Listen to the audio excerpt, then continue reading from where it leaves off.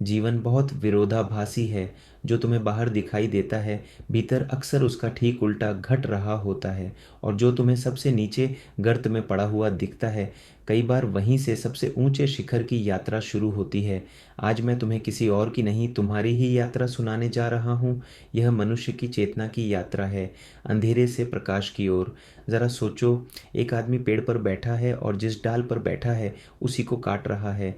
तुम हंसोगे, तुम कहोगे यह तो पागलपन है, महामूर्खता है। डाल कटेगी तो वह गिरेगा, टूटेगा, शायद मर भी जाए। लेकिन ठहरो, ज़रा अपने जीवन में झांक कर देखो। क्या तुम भी वही नहीं कर रहे?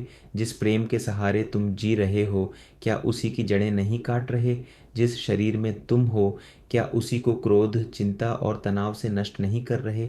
और जिस प्रकृति ने हमें जीवन दिया, क्या पूरी मनुष्य जाति उसी डाल को नहीं काट रही? यही है कालिदास, कोई एक व्यक्ति नहीं, पूरी मनुष्यता का प्रतीक। कहानी कहती है वह महामूर्ख था, लेकिन मैं तुमसे कहता हूँ वह मूर्ख नहीं था, वह सोया हुआ था। और जो सोया है उसके जागने की संभावना होती है। विद्युत्मा, एक विदुषी, एक राजकुमारी, अद्भुत बुद्धि, तीक्ष्ण तर्क। लेकिन ज्ञान जब अहंकार बन जाए तो वह अज्ञान से भी ज़्यादा खतरनाक हो जाता है। अज्ञानी झुक सकता है, सीख सकता है, लेकिन जिसे भ्रम हो जाए कि मैं जानता हूँ, उसके सारे द्वार बंद हो जाते हैं। उसने घोषणा की, जो मुझे शास्त्रार्थ में हरा देगा मैं उसी से विवाह करूंगी। हजारों आए और सब हार गए, और हर जीत के साथ उसका अहंकार और ऊंचा होता गया। पंडितों का अहंकार आहत हुआ। और याद रखना, जब अहंकार आहत होता है वह सत्य नहीं, बदला खोजता है। षड्यंत्र रचा गया और एक लकड़हारा चुना गया। कालिदास, भोला, निश्चल, मौन सिखाया गया, और अनजाने में उसे सबसे बड़ा आध्यात्मिक सूत्र दे दिया गया, मौन। क्योंकि दुनिया में आधे लोग सिर्फ इसलिए बुद्धिमान माने जाते हैं क्योंकि वे कम बोलते हैं।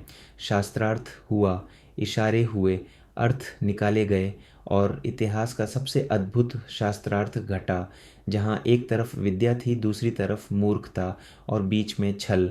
विवाह हुआ, लेकिन झूठ ज़्यादा देर नहीं टिकता। रात आई और एक शब्द ने सब तोड़ दिया, ऊंट। उसी क्षण विद्युत्मा जाग गई। अपमान, क्रोध और एक वाक्य, अस्ति कश्चित वाग विशेषा, क्या तुम्हारी वाणी में कोई विशेषता है? और दरवाज़ा बंद।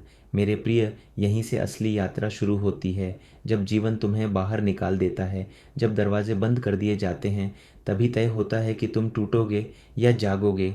कालिदास नहीं टूटा। उसने उस अपमान को झर नहीं बनने दिया, उसे शक्ति बना लिया। वह माँ काली के मंदिर गया, क्योंकि निर्माण से पहले विनाश जरूरी है। उसने अपने अहंकार की जीभ काट दी और स्वयं को शून्य कर दिया।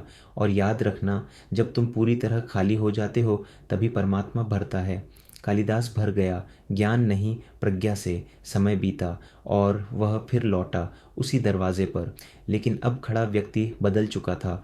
उसी प्रश्न के उत्तर में उसने 3 महाकाव्य रच दिए, कुमार संभवम, मेघदूतम, रघुवंशम। बदला नहीं लिया, ऊंचाई ले ली, और इतिहास ने तय कर दिया किसे याद रखा जाएगा। मेरे प्रिय, इस कथा का सार एक है। शायद तुम भी उसी डाल पर बैठे हो, शायद तुम्हें भी ठुकराया गया है, दरवाजे बंद हुए हैं।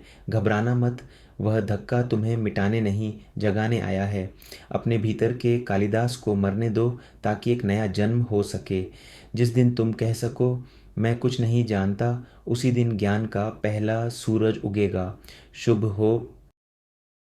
दोस्तों, अगर आपको ये वीडियो पसंद आया तो इसे लाइक करें, शेयर करें और कमेंट में आप क्या सीखते हैं, हम एक बड़ा बदलाव ला सकते हैं।